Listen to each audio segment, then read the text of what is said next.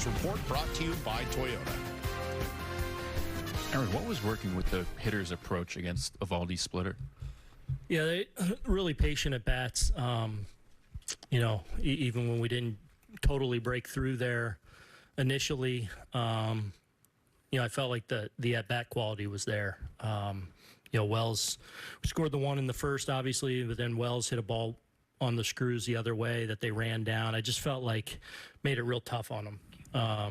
Obviously drove the pitch count up, and we're able to just kind of chip away and keep adding, and just a really good start to the day. How would you assess the location for Carlos Rodón and how he was able to overcome some of those walks? Good. I thought his stuff was good. He just obviously got into a lot of deep counts, and his last couple, when he's got to that 3-2, he's been winning those. Today he lost some, but was able. I thought pitch mix was again good, stuff again good, and able to kind of work his way around the walks today, where I felt like, especially probably in the back of his mind wanting to get deep, probably a little emotional on some of those 3-2 spots where it's like, just, instead of just let go execute. But, man, he made a ton of good pitches when he needed to, and, to get us 2 outs into the 6th, to start there and hold him off the scoreboard. Another strong outing for Carlos. Bill? You have mentioned this a little bit, but what made you decide to use Wells as your cleanup hitter behind Judge? Today? Before? July 20th. I just liked where his at-bats were going, and, I obsess a little bit with balance, trying to, break up spots in the order. We're struggling a little bit with Giancarlo out, struggling a little bit in that 4-hole, and I just felt like the consistency of his at-bats, at that point when I put him in there over the last couple of weeks leading into were there, and he's just gone in there and felt real settled to me. Yeah, Verdugo, Soto, Judge, Stanton, Chisholm, Jr., Torres, Volpe, Narvaez, DJ. Dave? You can sort out the position.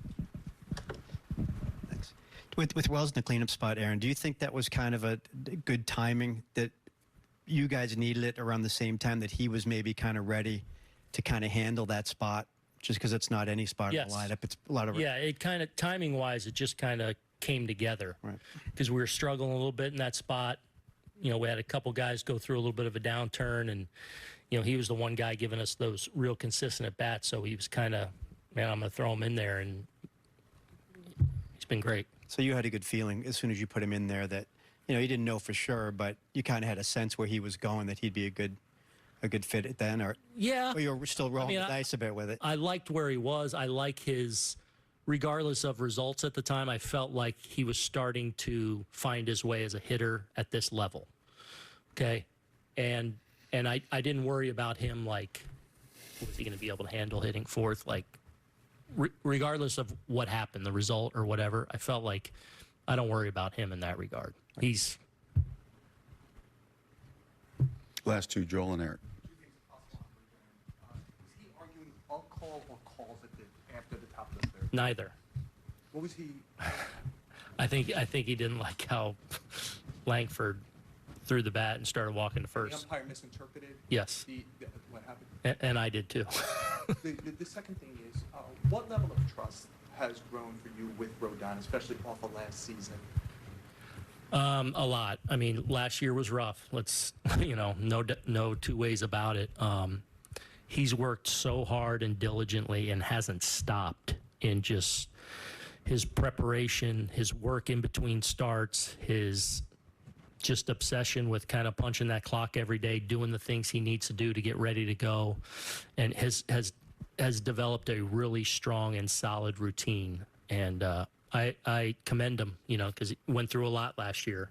And then, again, going back to the offseason, he just put his mind to it, got after it.